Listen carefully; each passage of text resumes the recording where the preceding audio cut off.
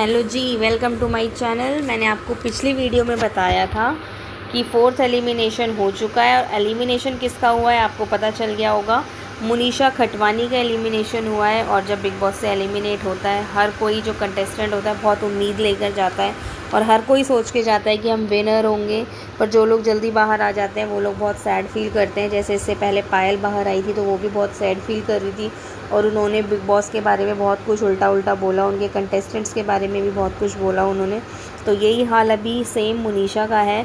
बाहर आकर वो बिग बॉस को एक्सपोज करती हुई नज़र आ रही हैं। वो बहुत सैड हैं और वो अपना एविक्शन बिल्कुल अनफेयर एविक्शन बोल रही हैं। आप लोग बताओ कि ये फेयर एविक्शन है या अनफेयर है। मेरे हिसाब से तो ये बिल्कुल सही है एविक्शन। इन दोनों में से कोई बाहर जाना चाहिए था। बिग बॉस में हर बार ऐसे कुछ कंटेस्टेंट्स आते हैं, वीक कंटेस्टेंट्स, जो शुरू के हफ्तों में ही घर से बाहर भेजने होते हैं बिग बॉस को। तो इसलिए इस वाले सीज़न में मुझे यही लगी, मुनीशा खटवानी और ये दीपक जो हैं वीक कंटेस्टेंट्स थे। इन दोनों में से तो कोई बहुत पहले चला जाना चाहिए था, पर अभी गए हैं, कोई नहीं। अगली बार दीपक जा सकते हैं या देखते हैं कौन जाएगा। तो अब एविक्शन के बाद इनका इंटरव्यू हुआ और इनसे क्या क्या सवाल पूछे और उनके क्या क्या जवाब है वो मैं सारे आपको बताऊंगी। पर उससे पहले अगर आप चैनल पे नए हो तो लेटेस्ट अपडेट्स के लिए ज़रूर सब्सक्राइब करें। पहला सवाल इनसे पूछा कि आपको कैसा लग रहा है बाहर आके। तो इन्होंने बोला मुझे बिल्कुल भी अच्छा नहीं लग रहा है। मुझसे पहले तो दीपक को जाना चाहिए था और मुझे पूरा विश्वास था कि दीपक ही जाएंगे। वो पूरा दिन बेड पे पड़े रहते हैं, फिज़िकली अनफिट हैं।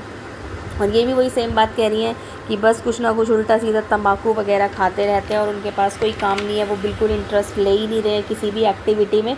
तो मेरे हिसाब से तो उन्हें बाहर होना चाहिए था। आप भी अपनी राय ज़रूर बताएं, क्या ये सही बोल रही है।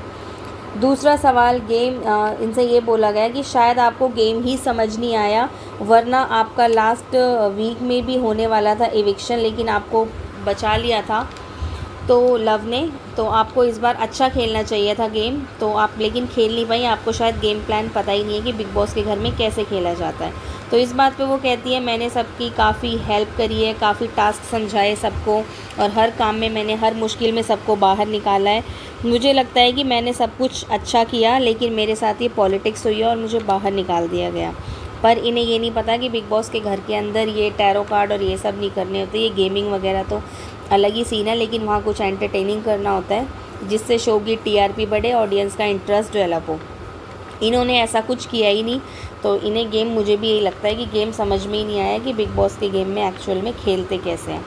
तीसरा सवाल इनसे पूछा कि आपकी दोस्ती किसके साथ अच्छी रही। तो इन्होंने कहा वैसे तो मेरी सबके साथ ही बनती थी, मैं सबके साथ प्यार से रही। मैंने टैरेट सेशन भी सबके साथ अच्छा किया। मैंने चंद्रिका को भी बताया, उस दिन शिवानी का भी टैरेट कार्ड किया तो उसको भी मैंने सब कुछ अच्छा बताया। पर अगर लिस्ट मांगी जाए तो सबसे बेस्ट दोस्ती मेरी रही है कटारिया के साथ, सना के साथ और नेज़ी के साथ। मेरी सबसे ज़्यादा बनी है यहाँ पे और मैं सबसे ज़्यादा खुश इन लोगों के साथ ही रही हूँ। फिर इनसे अगला सवाल पूछा गया कि घर में फ़ेक कौन है।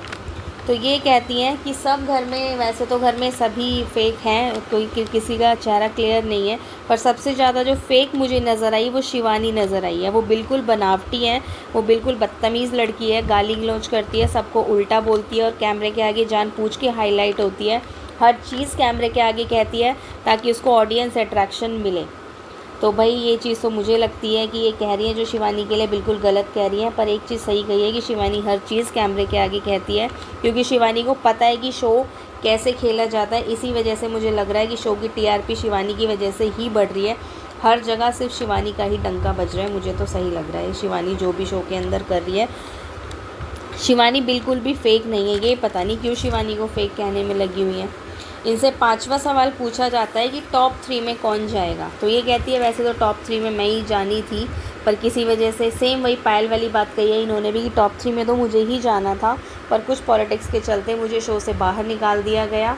तो अब जो टॉप 3 में जाएंगे मेरे हिसाब से वो रणवीर, सना, सुल्तान और कटारिया जाएंगे। ये टॉप 3 ज़रूर बनेंगे। फिर इनसे पूछा जाता है अगला सवाल कि विनर कौन है आपके हिसाब से, आप बताओ कि शो का विनर कौन है। तो उन्होंने यही कहा आई एम द विनर। इन्होंने ये कहा है कि मैं ही विनर हूँ शो की, मेरी नज़रों में मैं ही विनर हूँ। शो में जो भी पॉलिटिक्स मेरे साथ हुई उससे मुझे कोई फ़र्क नहीं पड़ता, मेरी नज़रों में तो मैं ही जीती हूँ। लेकिन फिर भी वो कहती है अगर फिर भी मेरे से विनर का नाम पूछा जाए तो मेरे फेवरेट हैं लव, और लव ही विनर बनेंगे। तो ये बात तो इनकी मुझे भी सही लग रही है, क्योंकि लव का जो सपोर्ट है, लव कटारिया का सपोर्ट एल्विश की टीम से है पूरा का पूरा, और लव कटारिया की खुद की फ़ैन फॉलोइंग भी इतनी है, और एल्विश की टीम उनको सपोर्ट करेगी, तो हो सकता है ये विनर बन जाएं।